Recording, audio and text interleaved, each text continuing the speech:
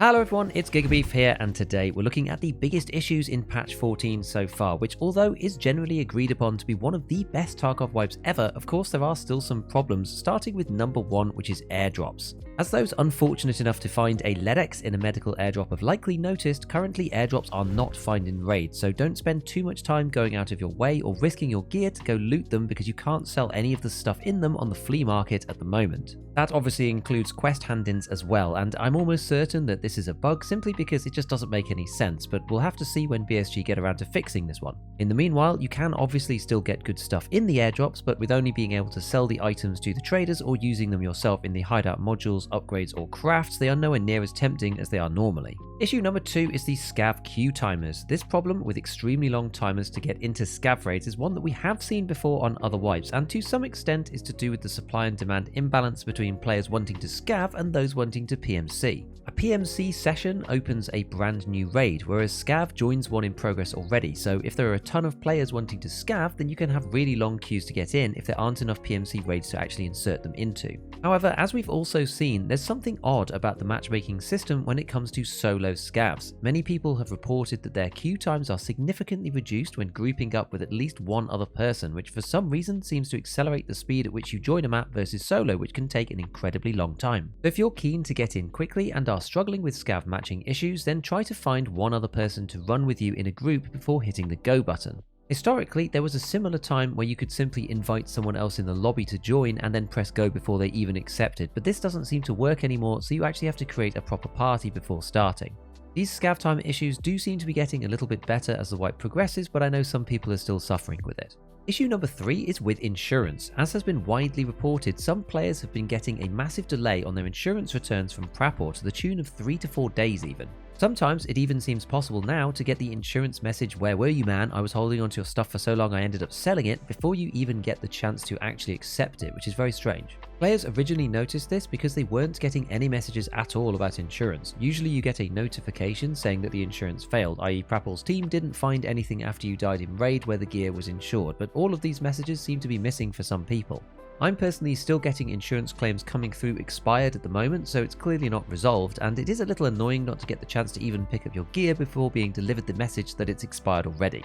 Issue number 4 is completing quests with items that need to be grabbed in raid. In fact, it turns out that this can happen with basically any loose item, but at the moment for some reason certain items just don't pick up after pressing the use key.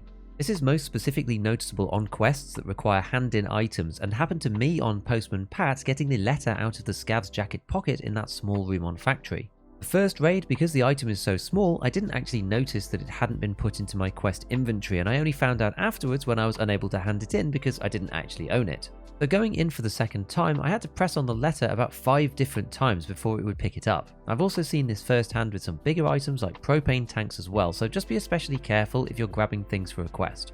Issue number 5, Sew It Good Part 2 and Part 3. These are the quests where you have to hand in 2 Gazelle armors, one above 50% durability and one below, and the same for the Zabralo. The problem at the moment is that because of the new armor system, each individual inbuilt armor piece needs to be below 50% for this to work, not just the durability on aggregate. They don't need plates in to complete the quest, but getting each section of the inbuilt armor this low organically is extremely unlikely, and in particular the neck armor is especially challenging because of how if a bullet pens there you almost certainly die. The aramid material takes hardly any actual damage because of its destructibility, so even teams of players helping each other to cheese down the armor durability with low pen ammo have reported how long this can actually take, not to mention that getting a second Zabralo is extremely difficult. This is due to the balancing changes across item access and barters, and before you were able to barter with Mechanic 3 for 1 amongst a few other choices, but now there is only one barter available on Prapor, and from what I have heard it seems to be unlocked with the quest Booze, which is a level 50 task. BSG are aware of the issues with this quest though, so hopefully we'll see a rework of it soon. As for issue 6, given that we're speaking of armor, as you might imagine there is a lot of testing going on at the moment with regards to the new armor and hitbox system, as the information that we've been given is pretty limited. There are some interesting findings that myself and others have begun to share, such as removable plates giving 0 blunt damage, but there seems to be something bizarre going on with penetration and high tier bullets on the plates themselves. I don't believe this is figured out by anyone completely yet, but it almost seems as if in certain cases some high pen bullets simply struggle against armor in ways that they simply wouldn't have in the old system. For example, Terratex reported that in testing 300 AP, which has 48 penetration, failed to pen the Class 3 plate in the 6B23-1 armor, i.e. the propane barter armor, and had similar issues with Class 4 plates as well. Under the old system, this bullet should have had a greater than 90% chance to go through both Class 3 and Class 4, so there's definitely something different happening if it's not just a bug. At this point, I'm actually not sure what is bugged and what is intended due to the reworked mechanics of armor plates, but I'm sure we'll get to the bottom of it at some point and I will report something more concrete when we know for sure what is going on.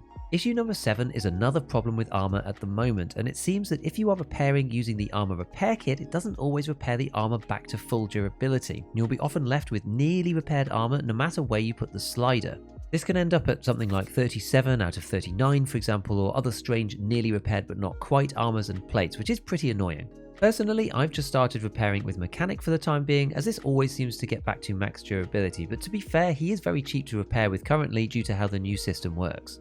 Issue number 8 is a strange one that relates to leaning whilst aiming down sights using the left shoulder stance. I haven't actually completely figured out what causes it yet, but if you're in the alternate left side mode and you do a bunch of leaning and swapping scopes, that kind of thing, then sometimes your weapon can get stuck in a tilted over mode when back in your regular unleaned posture. The best way to get rid of this if it happens seems to be to drop your weapon on the floor and to pick it back up again, as this resets the gun back to normal, but there might be a better way that I just haven't found yet. And finally, issue number 9, the BTR. While the BTR is a really cool addition to Streets of Tarkov, its hostile logic seems a little bit broken in certain cases. There are quite a few reports of it shooting people randomly and firing at players after they hired it as they get out. I haven't done an extensive test on it yet, but from what I'm hearing, if you shoot at the BTR and send it into an aggressive mode, it will fire on anyone, including the players inside when they disembark. Although whether this is still the case if they purchase fire support, I'm not entirely sure. Either way, I'm steering wildly clear of it for the time being on both PMC and Scav to avoid getting mown down in the street by its machine gun when I least expect it. As a small addition to the BTR's wild targeting, in a similar fashion to insurance, there have been some fairly long delays reported as well if players use it to deliver loot back to their hideouts. This is the new feature that you can pay for inside the BTR, and it lets you transfer find-and-raid loot using a small stash-like interface, and technically should take about an hour to return the items to you. This was increased in size as well slightly, depending on your Scav Karma, from 8 to 10 cells from 0 rep, up to 6 rep, giving you 24 to 28 cells, which is a pretty good boost. But some people have again been reporting extended time delays for receiving these items, even up to a day or more, so make sure you bear that in mind before placing critical hideout upgrade parts or important quest items inside that you might want to use imminently. Generally, patch 14 is overwhelmingly great, and this video is by no means a criticism of the excellent work done by BSG to bring us an incredible update, but some of these things are worth knowing about as you go about your Tarkov business. So if you haven't already, go and check out my first take on the new armor system in this video here. Otherwise, as usual, a big shout out to all my patrons, and as always, have fun in your raids.